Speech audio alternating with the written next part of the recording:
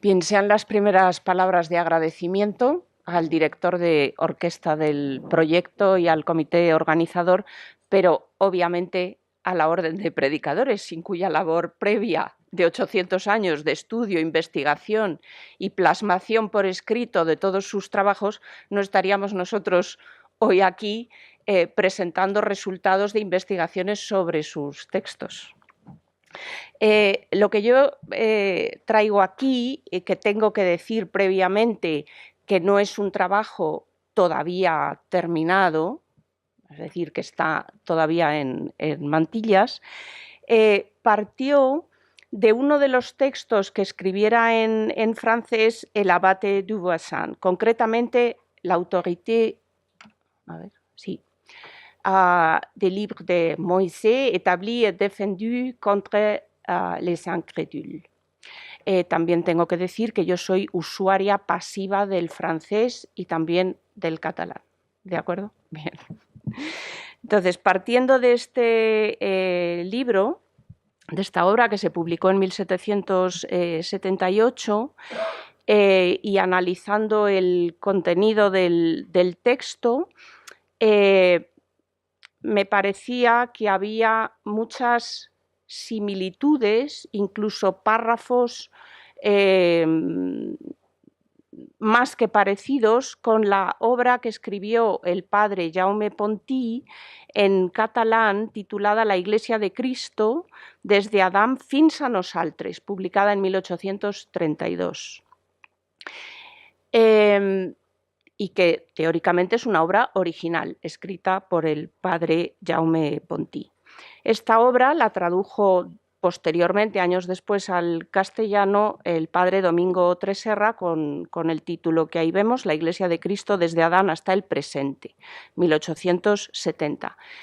Y la idea era analizar los textos para ver si en realidad la obra del padre Jaume Pontí era un texto original, un texto inspirado en el del abate du Voisin o una traducción compilada. Entonces lo que hice fue, tras un breve perfil biográfico de los dominicos, me fijé en los prólogos, las justificaciones que hacen para escribir la obra y después analizar el texto. Tengo que decir que, vamos, es una cosa obvia, ¿no?, de cajón, que es importante cuando analizamos una obra ver el contexto de creación de la obra. Y entonces hay que pensar que cuando el abate Jean-Baptiste du Voisin escribe esta obra en el siglo XVIII, Francia está sufriendo un periodo de fuertes convulsiones sociales y políticas que provocarían en el último cuarto de siglo un giro radical que culminaría con la Revolución Francesa. Y, consecuentemente, con el fin del antiguo régimen y los privilegios estamentales. Antes de llegar a ese punto, es decir, a las disputas por el descontento, se dirimían por parte de los intelectuales a través de las letras. Uno de los focos de las diatribas fue el clero. La base del descontento estaba en el pago del diezmo, y esta razón económica derivó hacia la puesta en tela de juicio de los propios principios de la religión, de su historia secular y de su validez como norma de vida para la convivencia social. Y una forma de atacar la institución eclesiástica era atacar los textos. Entre otros muchos filósofos y escritores, la religión estuvo en el punto de mira de Voltaire y en el punto de mira de las autoridades religiosas en defensa de la verdad de los textos sagrados. Las referencias a Voltaire y la refutación de sus ideas es una constante en los textos analizados. Tanto los escritos por el abad du Voisin como por los dominicos españoles Pontí y Tresserra. Las discrepancias, y aún más que discrepancias, el encono al que llegaron unos y otros en sus críticas mutuas, dio lugar a una interesante literatura apologética en la que la fundamentación se hacía basándose en las ideas del contrario para posteriormente aportar argumentos que las desmontaban. Brevemente diré que el abad Jean-Baptiste du Voisin alcanzó, entre otros cargos eclesiásticos, el de obispo de Nantes, diócesis en la que falleció, ejerció la docencia en la Sorbona y fue asimismo censor real. No solamente me he fijado en esta obra, sino en otras que escribió, como el primer y segundo catecismos de la diócesis de Nantes, varias obras apologéticas, aunque la que mayor éxito alcanzó y de la que se hicieron varias ediciones fue la defensa del orden social contra los principios de la Revolución Francesa. La obra que ha constituido el objeto de nuestro estudio, publicada, como he dicho, en 1778, consta de 3 partes. La primera, Moisés, autor del Pentateuco, compuesta por 6 capítulos, en los que, tras la exposición de los hechos, he puesto aquí una diapositiva con algunos capítulos del índice y con flechas he señalado cómo, tras la exposición del título del capítulo, hace un epígrafe, por ejemplo, en el capítulo primero, frivole objection de Monsieur de Voltaire, ¿no? Objeción frívola de Voltaire. En el segundo capítulo, crítica inútil o vana del señor Voltaire, etcétera, ¿no? Y va citándolo así. Bien. Decía que tras la exposición de los hechos rebate las afirmaciones de Voltaire. La segunda parte se titula Moisés, historiador verídico, real, ¿no? Que también ponían en tela de juicio la existencia de Moisés, consta de 11 capítulos. De estas 2 partes que acabo de mencionar, especialmente de la segunda, en el trabajo escrito en el que se publicará, yo he incluido algunos fragmentos que están relacionados con los milagros de Moisés, porque precisamente los hechos taumatúrgicos fueron los que provocaron en los filósofos el mayor enconamiento contra la religión, ¿no? Como fue el caso de Voltaire. Y finalmente la tercera parte, titulada Moisés, el legislador inspirado, se compone de 8 capítulos.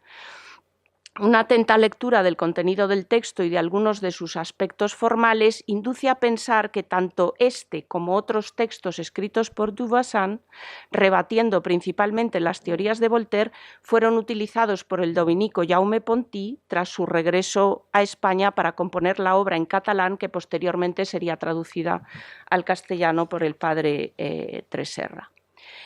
Desde el punto de vista discursivo, tanto en la obra de Du Voisin como en la del padre Pontí, y por supuesto la traducción ampliada, que ahora diré algo sobre ello, del padre Domingo Tresserra, se pone veladamente en paralelo a lo largo de la construcción del relato los hechos bíblicos con la situación de la época en la que se está escribiendo el texto, es decir, a principios del siglo XIX, y en el caso de Du Voisin, en el XVIII.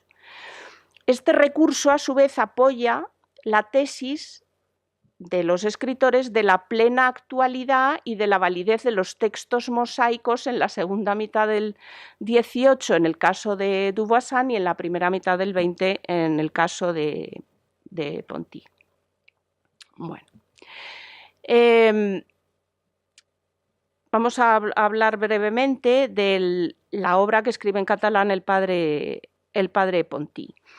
El padre Pontí, para extraer los datos biográficos, he acudido a como a un bucle, a otra fuente, que es la del padre José María Coll, que escribe sobre el padre Francisco Coll, que fue alumno de Pontí en el seminario y a su vez refiere algunas de las obras de Pontí. Bien.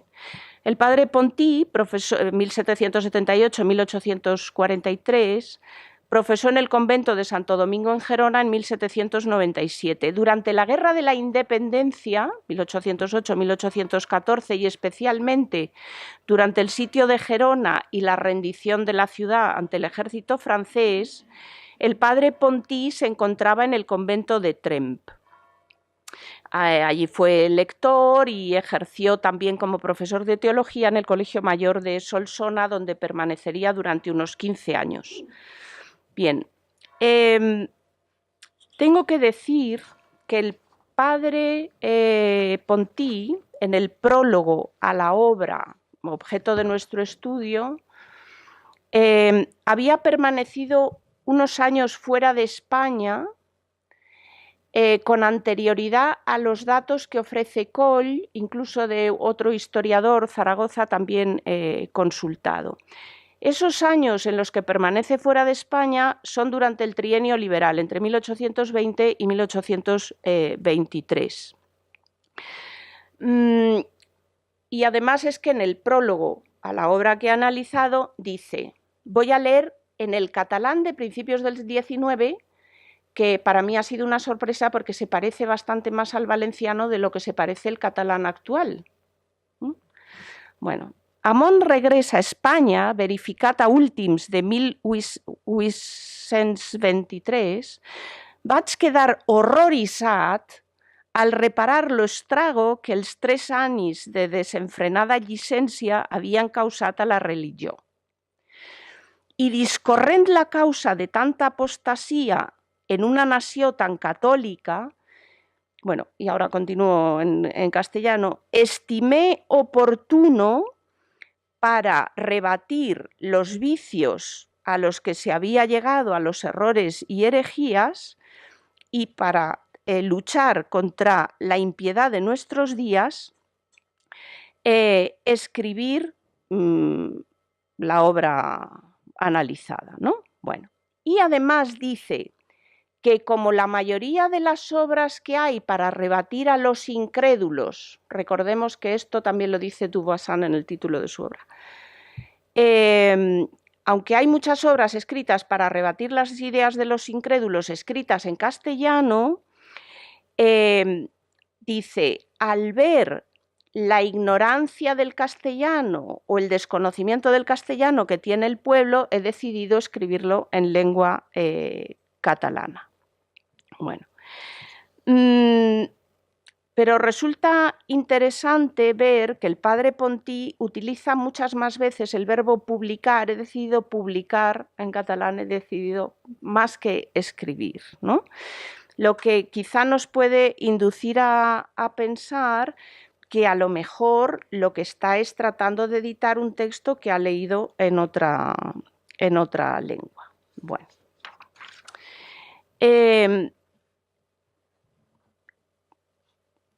Voy a saltar. En algunos de los párrafos del texto del padre Pontí, en los que defiende frente a los incrédulos no solo la existencia de Moisés, sino la plena validez de sus escritos, argumenta con razonamientos lógicos la sinrazón de los que ponen en tela de juicio dicha validez de los textos bíblicos. Hay que decir que en esas disputas dialécticas se llega muchas veces a la descalificación personal y a sacar a la luz pública aspectos de la vida privada para mostrar las incongruencias del pensamiento de los filósofos ilustrados, pero que no es algo, pienso yo, criticable a estos escritores, porque era la costumbre de la época, llegar a la descalificación personal. Entonces hay que analizar cómo eran esas diatribas, cómo era el sistema, ¿no? Bueno,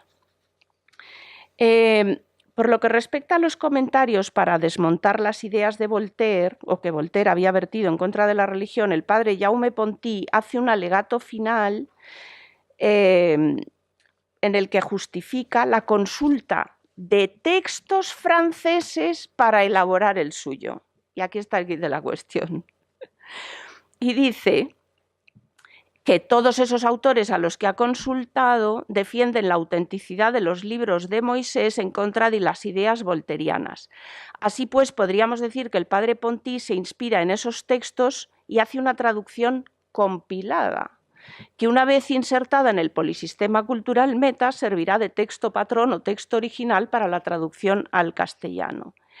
Y resulta muy curioso que cuando dice esto el padre Pontí aclara que de todas las consultas que ha hecho y de todas las notas a pie de página que incluye en su texto, obviamente no ha podido consultar todas las fuentes porque ni tiene esos libros en su biblioteca, ¿no?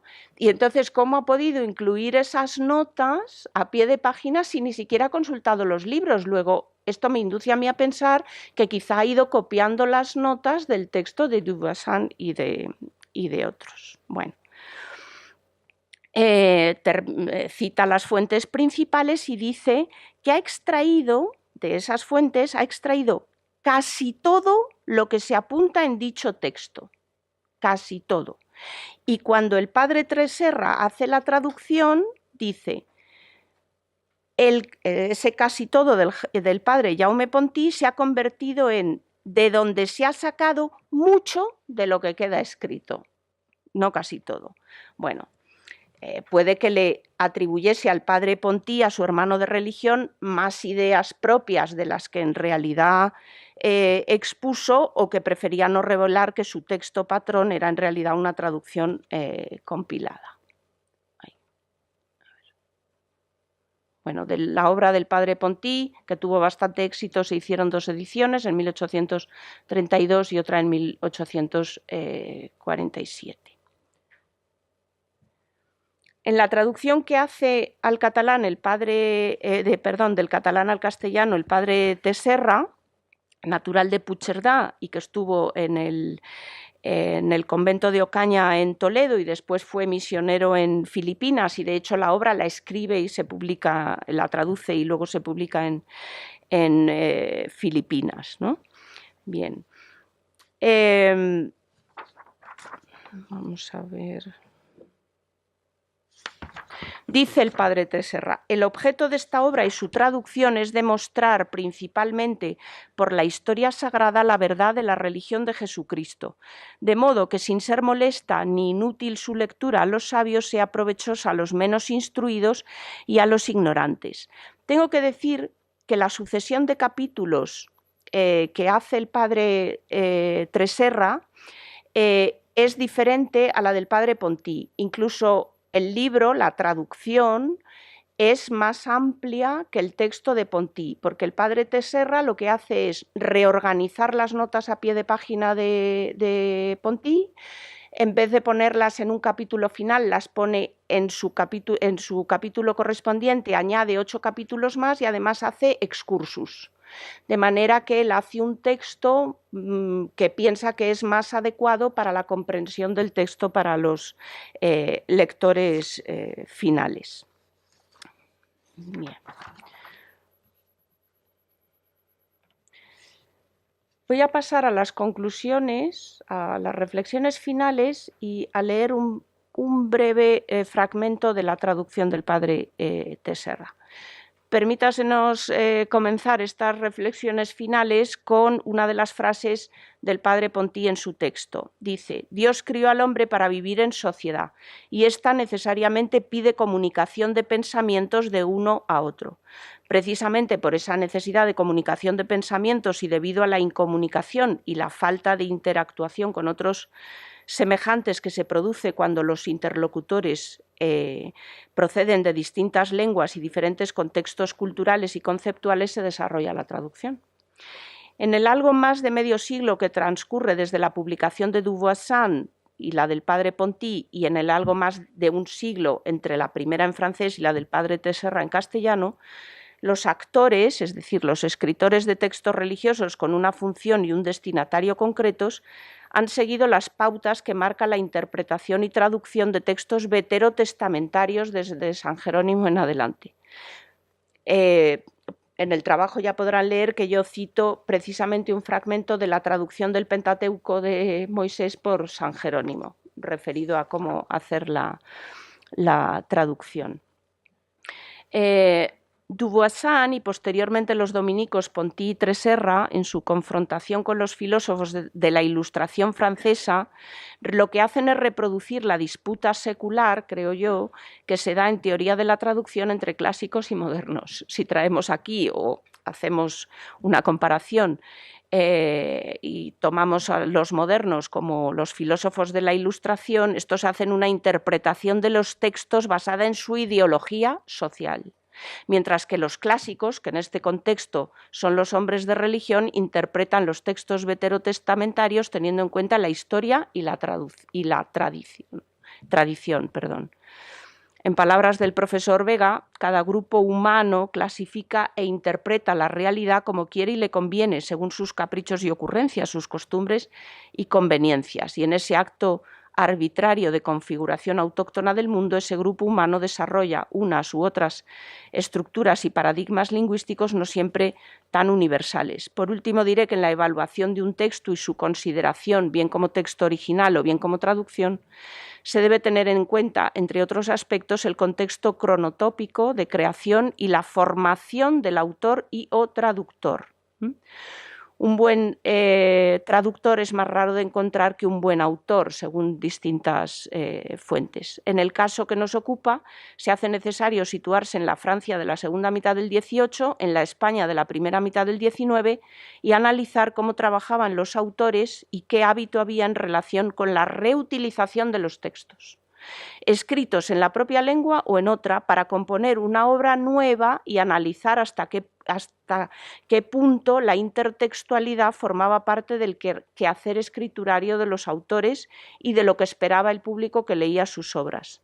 El hecho de la inspiración en textos anteriores está en la base de la teoría de la traducción tan propiamente francesa como de las bellas infieles. Hay que decir que cuando el padre T. Serra hace las traducciones, mejora en muchos casos la obra del padre Ponty. O cuando considera que el padre Ponty ha sido como demasiado hosco o duro con la obra de Duvoisin, si él considera que eso se puede suavizar, lo suaviza, y si considera que debe incidir y hurgar en la herida para que quede mejor constancia de esa disputa, lo hace. Bueno, y luego en el debate, si quieren, para no comerle el tiempo a Maricruz.